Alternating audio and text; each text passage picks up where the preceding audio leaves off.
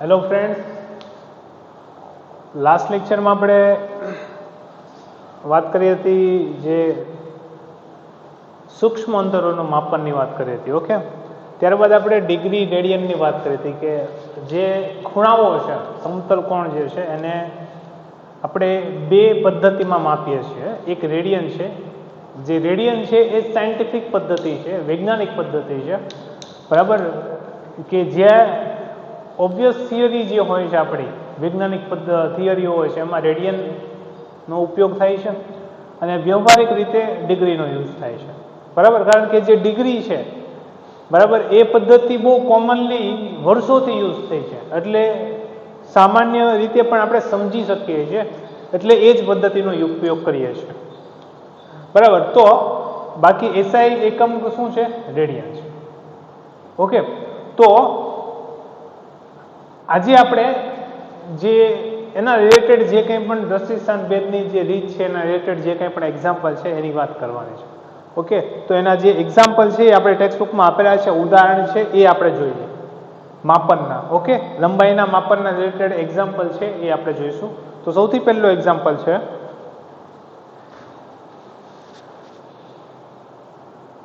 તો પહેલું એક્ઝામ્પલ આપેલું છે કે નીચે આપેલ ખૂણાના મૂલ્યને રેડિયન માપક્રમમાં મેળવો.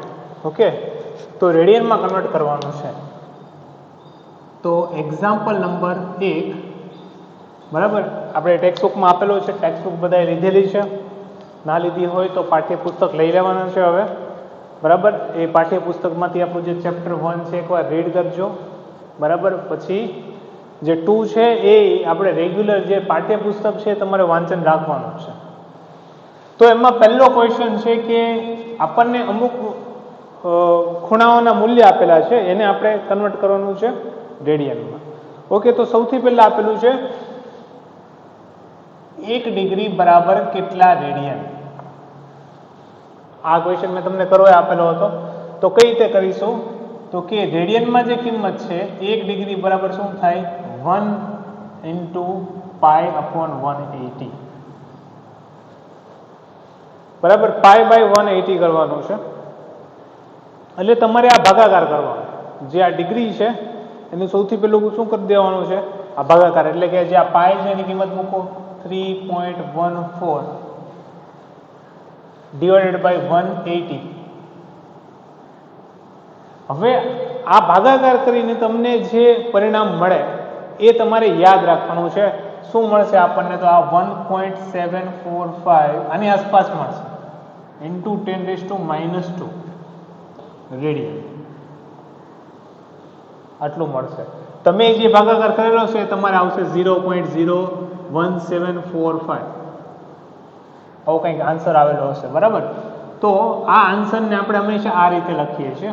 આની પાછળનું એક કારણ છે, એ આપણે આ ચેપ્ટરના એન્ડિંગમાં શીખવાનું છે. જે કારણ શું છે, બરાબર, આપણે આને આ રીતે કેમ લખીએ છીએ. કદાચ તમને ખબર હશે, ના ખબર હોય તો આપણે શીખી લઈશું. ઓકે, તો 1 ડિગ્રી બરાબર આટલા રેડિયન થાય. બીજું છે કે 1 મિનિટ આપેલી છે. ઓકે, તો 1 મિનિટ બરાબર કેટલા રેડિયન થાય? તો સૌથી પહેલું કામ શું કરવાનું છે કે 1 મિનિટ જે છે એ બરાબર આપણે રેડિયન પૂછેલું છે. કોઈ પણ ખૂણો આપેલો હોય, એ મિનિટમાં હોય, ડિગ્રીમાં હોય, તો એને આપણે રેડિયનમાં કન્વર્ટ કરવું હોય તો સૌથી પહેલું કામ કરવાનું, ખૂણાને ડિગ્રીમાં કન્વર્ટ કરી દેવાનું. એટલે આ જે છે 1 મિનિટ બરાબર આપણે લખી શકીએ 1/60 ડિગ્રી. કેટલું થાય? 1/60 ડિગ્રી. એટલે આ કેટલું થશે? તો કે 1 ડિગ્રી બરાબર આટલા રેડિયન થાય. તો 1/60 બરાબર કેટલું થાય? તો કે 1.745 × 10⁻²/60. સમજાયું? તો આ ભાગાકાર કરશો, બરાબર. તો જે કંઈ પણ જવાબ આવે એ તમારે યાદ રાખવાનું છે કે 1 મિનિટ બરાબર કેટલું થશે? તો આ થશે 2.91 × 10⁻⁴ રેડિયન. આનો ઉપયોગ કરશો, આ બધી જે કિંમતો હોય, જે હું તમને એમ કહું યાદ રાખવાનું, તો એનો જ્યારે આપણે ઉપયોગ કરીએ ને દાખલાઓમાં વારંવાર, એટલે એ કિંમત તો ઓટોમેટિક યાદ રહી જાય. એટલે દાખલાઓમાં ઉપયોગ કરવાનો. કઈ રીતે ઉપયોગ કરવાનો? તમારે આ જે દાખલા ખૂણાઓ છે અલગ અલગ ખૂણા લઈ લેવાના અને એને કન્વર્ટ કરવાના. ત્રીજું છે આ થઈ ગયું 1 ડિગ્રી, આ 1 મિનિટ, ને ત્રીજું આપણને આપેલું છે 1 સેકન્ડ. 1 સેકન્ડ બરાબર કેટલા રેડિયન? તો 1 સેકન્ડ બરાબર આપણે શું લખી શકીએ? તો કે 1 સેકન્ડ બરાબર આપણે આને બે રીતે કન્વર્ટ કરી શકીએ કે 1 સેકન્ડ બરાબર 1/60 મિનિટ. ઓકે, બરાબર આપણે લખી શકીએ કે આ જે 1 મિનિટ બરાબર કેટલા રેડિયન થાય છે? તો કે 2.91 × 10⁻⁴ upon 60. આ થઈ ગયું રેડિયનમાં. અથવા આ રીતે લખી શકો 1/3600 ડિગ્રી. તો આપણે લખી શકીએ 1.745 જે છે 1.745 × 10⁻² upon 3600. બરાબર? કાં તો તમે આ રીતે કરી શકો અથવા આ રીતે. અને છેલ્લે ફાઇનલી એનો આન્સર તો એટલો જ આવશે. કેટલો આન્સર આવશે આનો? તો આ જે આન્સર છે એ થશે 4.85. કેટલું થશે? 4.85 × 10⁻⁶ રેડિયન. સમજાણું? તો આ ખૂણાઓ આ રીતે જે ડિગ્રી છે, મિનિટ છે અને સેકન્ડ છે આ રીતે યાદ રાખવાના છે. આ જે કિંમતો છે એ. બરાબર? અને આ રૂપાંતરણ કઈ રીતે થાય એ આપણે સમજવાનું છે. ઓકે, તો આ થઈ ગયું ડિગ્રીથી રેડિયનનું કન્વર્ઝન. હવે રેડિયનથી ડિગ્રી ગઈ તો આનાથી ઉલટું 180/5 સાથે ગુણાકાર કરી દો. એ તો બહુ ઇઝી પડશે. સમજાણું? એમાં રેડિયનમાં આપણે કંઈ અલગ અલગ નથી. રેડિયનમાં એક જ એકમ. અહીંયા કેમ છે કે ડિગ્રી છે, પછી એનાથી નાનો એકમ છે મિનિટ છે, એનાથી નાનો એકમ સેકન્ડ છે. તો એના પાછા કન્વર્ઝનનું અલગ અલગ છે, જ્યારે રેડિયનમાં એવું કંઈ અલગ અલગ છે નહીં. ઓકે, ચાલો. ક્વેશ્ચન નંબર 2 છે. ક્વેશ્ચન નંબર 2 શું કહે છે કે એક વ્યક્તિ તેની સામે આવેલા એક મિનારાનું અંતર પોતાનાથી કેટલું છે નક્કી કરવા માંગે છે. આ માટે વ્યક્તિ મિનારા સી ની સામે કોઈ એક બિંદુ એ પાસે ઊભા રહીને એસી ની સીધી રેખામાં ઘણે દૂર આવેલ એક વસ્તુ ઓને નિહાળે છે.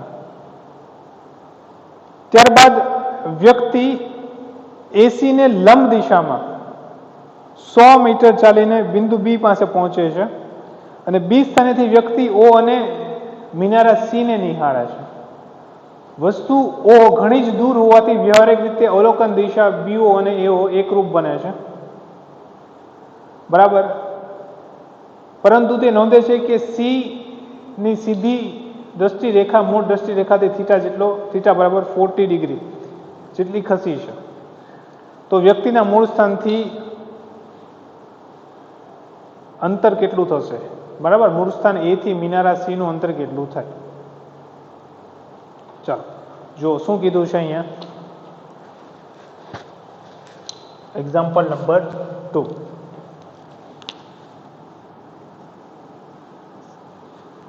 હવે જુઓ, કોઈ વ્યક્તિ અહીંયા છે, ધારો કે અહીંયા મિનારા જે સી છે.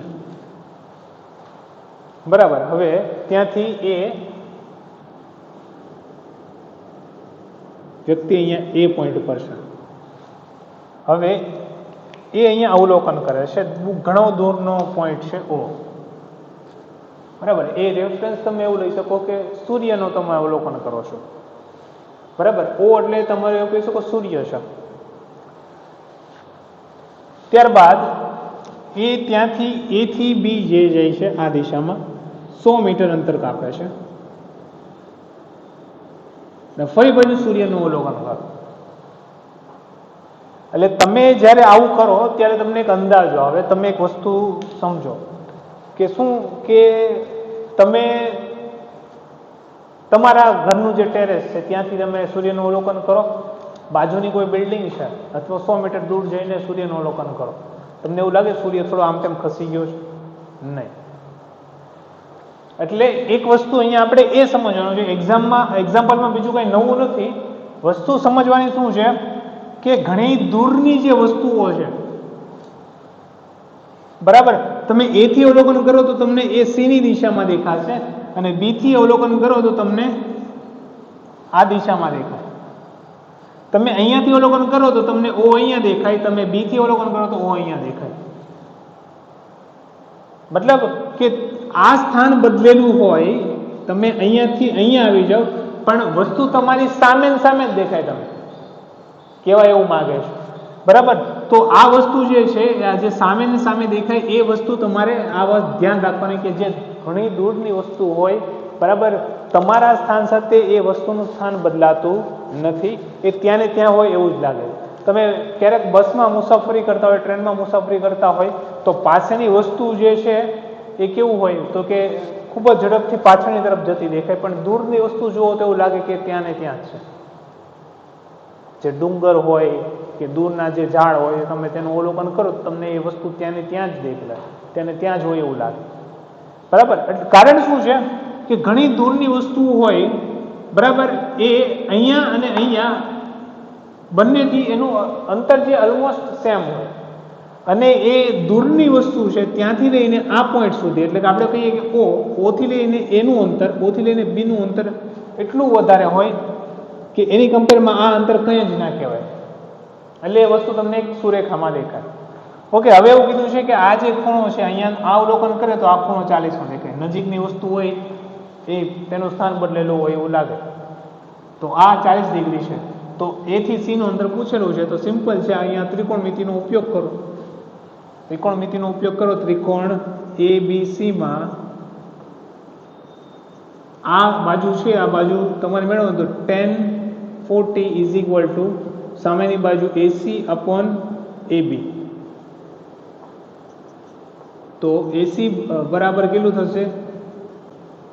AB ઇન્ટુ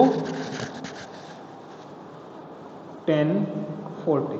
ચલો આ ખૂણો આજ આપેલો છે ને, કયો ખૂણો આપેલો છે આપણને? સીની સીધી દ્રષ્ટિ રેખા મૂળ દ્રષ્ટિ રેખાથી, ઓકે, આ ખૂણો આપેલો છે, સીની સીધી દ્રષ્ટિ રેખા, આ 40 આપેલો છે, ઓકે. તો tan 40 બરાબર AB અપોન AC, તો AC બરાબર શું થશે? AB upon tan 40. હા, ખાસ ધ્યાન રાખવાનું, જ્યારે પણ આપણે ખૂણાઓ લઈએ, કંઈક મૂલ્ય લઈએ, તો એ ખૂણા, એ મૂલ્ય જે છે, બરાબર, એ આપણે એક્ઝેક્ટ છે કે નહીં એકવાર ક્વેશ્ચનમાં ફરીથી વેરીફાઈ કરી લેવાનું, બરાબર? એમાં આપણે કીધું કે સીની સીધી દ્રષ્ટિ રેખા, એટલે આ સીધી દ્રષ્ટિ રેખા બીની દ્રષ્ટિ રેખા સાથે 40નો ખૂણો બનાવે. સીની સીધી દ્રષ્ટિ રેખા આ કેવા છે અને આ આડી કેવા છે, ઓકે. તો એની સાથે કેટલો ખૂણો બનાવે છે? 40. તો AB અને AC અને CB વચ્ચે 40નો ખૂણો બને છે એવું કહેવામાં આવે છે. તો આ કિંમત મૂકો, tan 40 તમે લોગ ટેબલમાં જોઈ લો, લોગ ટેબલમાં તમે જોશો એટલે તમને જવાબ મળશે, સમજાણું? tan 40 ની કિંમત મૂકો અને જવાબ આવી જશે. તો સિમ્પલ બે વસ્તુમાં શીખવાની કે અંતરો માપવા માટે આપણે ત્રિકોણમિતિ, તો આ કેવી રીતે થઈ ગઈ? પરોક્ષ રીત થઈ ગઈ, બરાબર? ત્રિકોણમિતિનો ઉપયોગ કરીએ, અને બીજું કે ખૂબ જ દૂરની વસ્તુઓ હોય, બરાબર, તો તેનું તમે એક સ્થાનથી અવલોકન કરો, બીજા સ્થાનથી અવલોકન કરો, તો એ ઓલમોસ્ટ તમને એક જ જગ્યાએ લાગે, તેના સ્થાનમાં કોઈ બદલાવ આવતો દેખાય નહીં. A થી અવલોકન કરો તોય O અહીંયા દેખાય, B થી અવલોકન કરો તોય O અહીંયા જ દેખાય. ચાલો નેક્સ્ટ ક્વેશ્ચન, ક્વેશ્ચન નંબર 3 શું કહે છે? હા, પૃથ્વીના બે વ્યાસાંત બિંદુઓ, ઓકે. હવે આ વ્યાસાંત બિંદુઓ અને એની વાત કરું તો તમે જે નોટ્સ લખેલી છે એ નોટ્સમાં તમને અમુક વસ્તુઓ જે કોઈકે મને મોકલેલું હતું કે સર આ જુઓ તો ચેક કરો તો મેં જે આ વ્યાસાંત બિંદુવાળું અથવા ગ્રહના પરિમાણ છે એ સાચું લખેલું છે કે નહીં. એકવાર તમારે એ વસ્તુ ચેક કરવા માટે તમે તમારી ટેક્સ્ટબુકનો ઉપયોગ કરી શકો. તમારી જે ટેક્સ્ટબુક છે એમાં એકવાર જુઓ કે એમાં શું આપેલું છે, એની સાથે સરખામણી કરો તમે શું લખેલું છે. બીજું કે વ્યાસાંત બિંદુ એટલે વ્યાસના અંતે આવેલા બિંદુઓને વ્યાસાંત બિંદુ કહેવાય, અને આ જે વ્યાસાંત બિંદુઓ અવલોકન સ્થાન સાથે જે ખૂણો બનાવે તેને કોણીય વ્યાસ કહેવાય. તો કોણીય વ્યાસની વ્યાખ્યા આપણે લખવાની હતી, વ્યાસાંત બિંદુઓ અને વ્યાસાંત બિંદુઓ જે છે એ આપણી સમજૂતી માટે હતું, અને કોણીય વ્યાસ જે છે એ આપણી પ્રોપર એક્ઝામ માટે હતું. ઓકે, તો કોણીય વ્યાસની વ્યાખ્યા લખેલી હોવી જોઈએ. તો અહીંયા આપણને ક્વેશ્ચનમાં શું કીધું છે કે પૃથ્વીના બે વ્યાસન બિંદુઓ એ અને બી થી એક સાથે ચંદ્રનું અવલોકન કરતા બંને અવલોકન દિશા એ ચંદ્ર પાસે થીટા બરાબર 1 ડિગ્રી 54 સેકન્ડ 1 ડિગ્રી 54 મિનિટ જેટલો ખૂણો આંતરે છે. જો પૃથ્વીનો વ્યાસ 1.276 × 1017 મીટર હોય તો ચંદ્ર અને પૃથ્વી વચ્ચેનું અંતર મેળવો. ઓકે, તો જુઓ આપણને શું કીધું છે,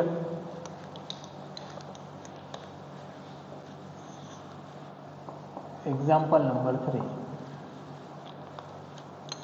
કે પૃથ્વી છે, બરાબર, આ થઈ ગઈ પૃથ્વી, આ થઈ ગયો ચંદ્ર. હવે પૃથ્વીના વ્યાસાંત બિંદુ એટલે આ થશે, બરાબર, એને નામ આપી દઈએ આપણે એ બી, એ અને બી. આ થઈ ગયા પૃથ્વીના વ્યાસાંત બિંદુઓ અને આ થઈ ગયો ચંદ્ર ઓ.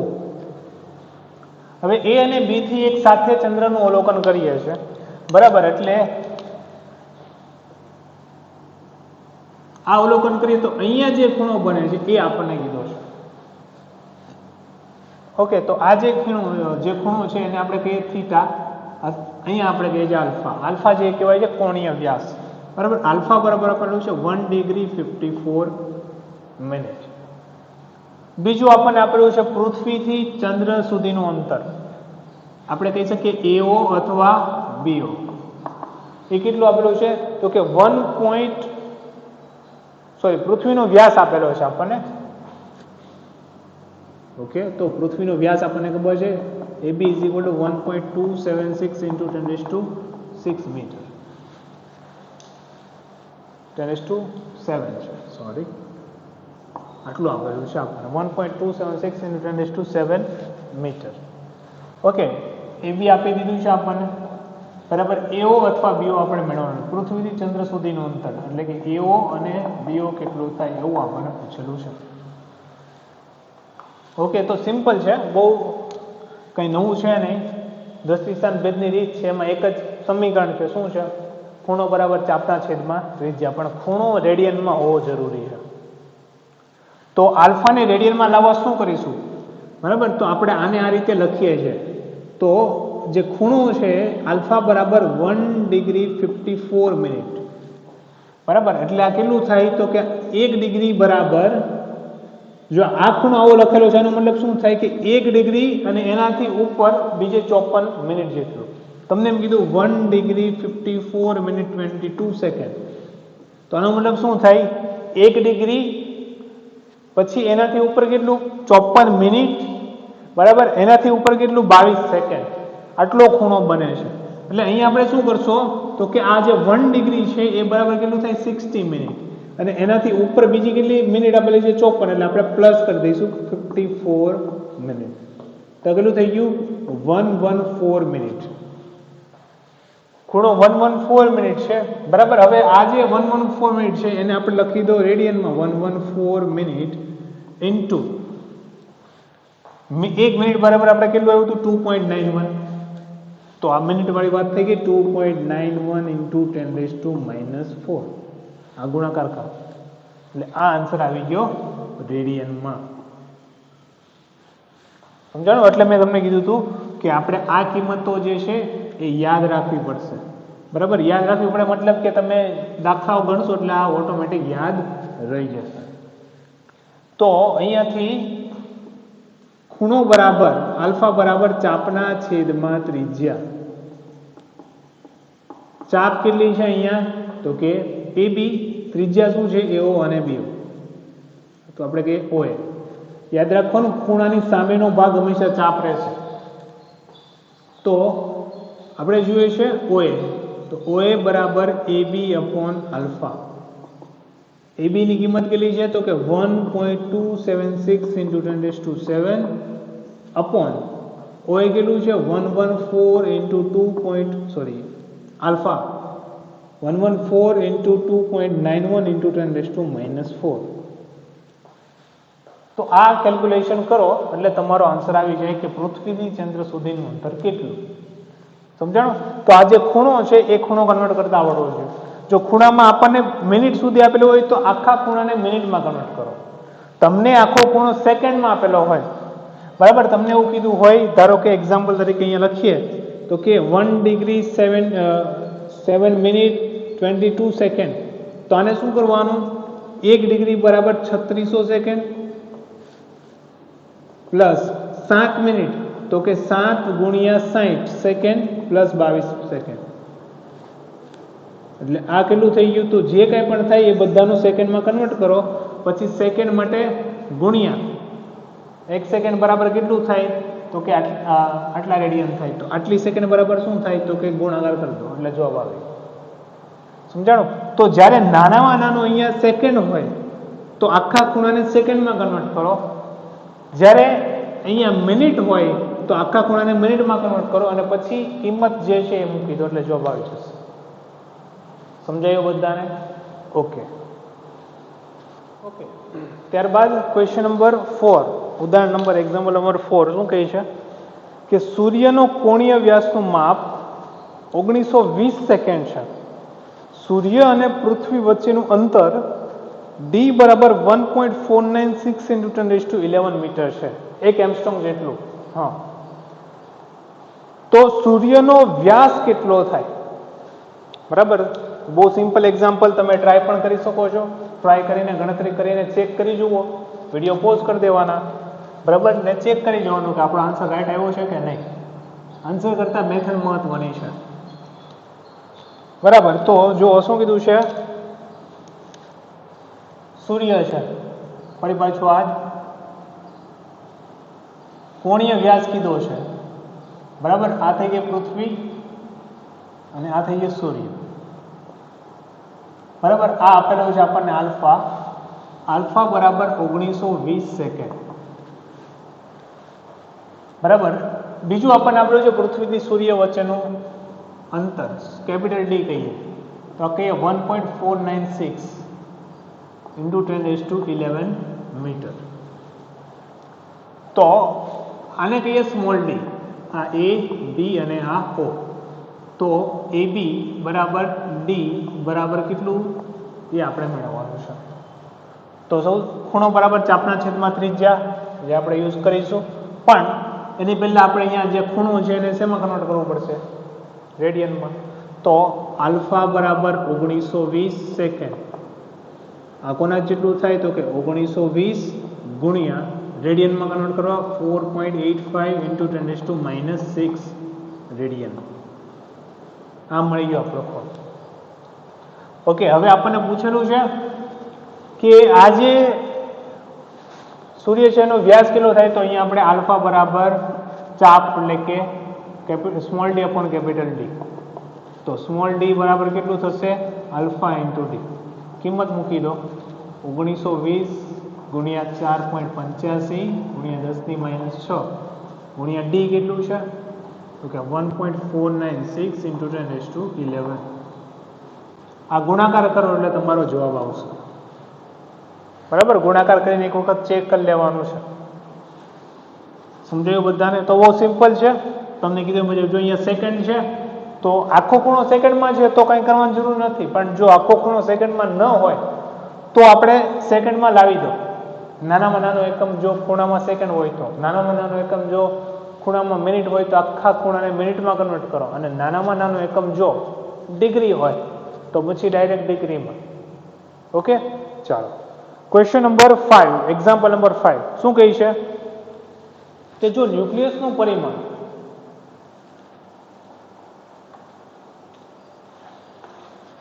આપણને આપેલું છે, ન્યુક્લિયસનું પરિમાણ વધારીને એક તીક્ષ્ણ પિનના જેટલું કરવામાં આવે તો પરમાણુનું અંદાજિત પરિમાણ કેટલું હોય?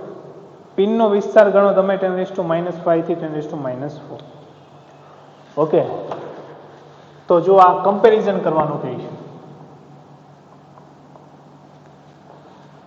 હવે જે પરમાણુ છે એનો ન્યુક્લિયસ હોય, એ ન્યુક્લિયસનો રેન્જ કેટલી હોય, એનું પરિમાણ કેટલું હોય?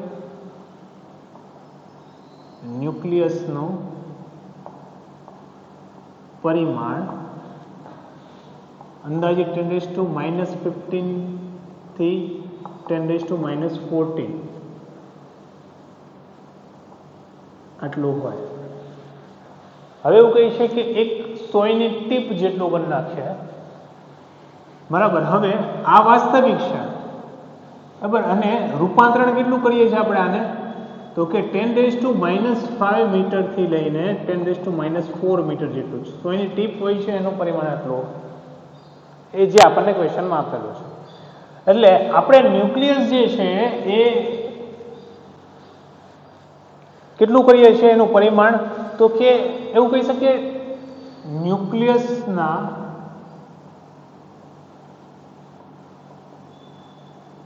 પરિમાણમાં કેટલો વધારો થાય છે, 10⁻10 ગણો થાય છે. 10⁻10 10⁻−15 થી આપણે કેટલું કરી નાખ્યું, 10⁻5, અથવા 10⁻14 નું કેટલું કરી નાખ્યું, 10⁻4. એટલે કેટલા ગણું કર્યું આપણે, 10⁻10 ગણું કર્યું. તો પરમાણુનો અંદાજ મેળવો, તો પરમાણુનો અંદાજ કેટલો હોય, તો પરમાણુ જે છે, બરાબર, પરમાણુનું પરિમાણ કેટલું હોય, તો કે 10⁻10 મીટર જેટલું હોય. પરિમાણ મતલબ એનો વ્યાસ, ત્રિજ્યા જે કયો છે, બરાબર. તો પરમાણુનું પરિમાણ 10⁻10 મીટર જેટલું હોય. હવે જો ન્યુક્લિયસ આપણે આટલું મોટું કરી નાખીએ, સોયની ટીપ જેટલું કરી નાખીએ, તો પરમાણુ કેટલું થઈ જાય, તો કે આના જેમ જેટલો વધારો ન્યુક્લિયસમાં થાય એટલો વધારો આમાં થશે. તો 10⁻10 ઇન્ટુ 10⁻10 આ કેટલું થઈ જશે, 1 મીટર, બરાબર, વધારો.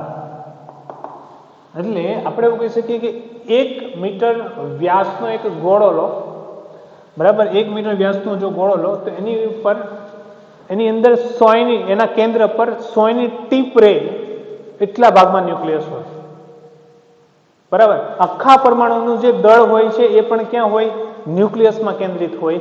સમગ્ર વીજભાર એટલે કે પ્રોટોન છે એ બધા ન્યુક્લિયસમાં હોય, ન્યુટ્રોન બધા ન્યુક્લિયસમાં હોય, બહાર ફક્ત શું હોય છે, ઇલેક્ટ્રોન હોય છે. એટલે આપણને જે પરમાણુ છે એનો અંદાજ લાવતા શીખવાડે છે. અહીંયા ક્વેશ્ચન આપણને શું કહેવા માંગે છે કે પરમાણુ ખરેખર કેવો ખાલી છે. અમુક અમુકના મગજ હોય ને એના જેવો છે, ખાલી છે એકદમ. કે 1 મીટર ખબર પડે એટલે આટલા વ્યાસનો એક ગોળો લો, તો એ ગોળાના કેન્દ્ર પર સોયની ટીપ રે એટલા ભાગમાં ન્યુક્લિયસ હોય, બાકીનો બધો ભાગ ખાલી હોય. એવું કહી શકીએ કે ઇલેક્ટ્રોન જ હોય છે. એટલે ખરેખર દરેક વસ્તુ એટમની, પરમાણુની બનેલી છે. તો એક સ્વાભાવિક ક્વેશ્ચન એમ હોય, એમ થાય છે, સાયન્સમાં ક્વેશ્ચન છે કે જો ન્યુક્લિયસ ફક્ત એટલા ભાગમાં હોય, બાકીનો ભાગ ખાલી હોય, તો બધી વસ્તુ એમ ના કહી શકીએ કે ખાલી જ છે. એક ઈંટ લો તો ઈંટની અંદર ઘણા બધા પરમાણુ હોય, પરમાણુમાં મોટો ભાગ ખાલી હોય. એટલે આપણે કહી શકીએ કે 1 મીટર એટલે કે આ જે બોર્ડ છે, બોર્ડની સાઈઝ જેટલું, એવું કહી શકીએ કે એક ગોળો લીધો, તો ગોળાના આ હું પોઈન્ટ મૂકી દીધો, આ પોઈન્ટ તો ઘણો મોટો થઈ ગયો. સોયની ટીપ જેટલા ભાગમાં જ જે છે તે વાસ્તવિકતા છે, બાકી બધું તો ખાલી છે. તો દરેક પરમાણુમાં આવું થાય તો મોટા ભાગની જગ્યા તો ખાલી જ હોય. તો આ દરેક વસ્તુ ખાલી વસ્તુથી જ બનેલી છે. હવે એક સાયન્સનો ક્વેશ્ચન છે, થોડોક વિચારજો શું કહેવા માંગુ છું, બરાબર. તો અહીંયા આપણને અંદાજો મેળવવામાં શીખવાડે છે. બીજું કે જ્યારે પરિમાણ જે છે આપણે બદલીએ, તો એની સાથે સાથે જે તેની સાથે સંકળાયેલી બીજી રાશિ હોય એના પણ પરિમાણ આપણે આ રીતે કન્વર્ટ કરી શકીએ છીએ. ઓકે, ચાલો, બાકીનું આપણે જે સમય અને દળનું માપન આપણે નેક્સ્ટ લેક્ચરમાં જોઈશું. Okay, thank you.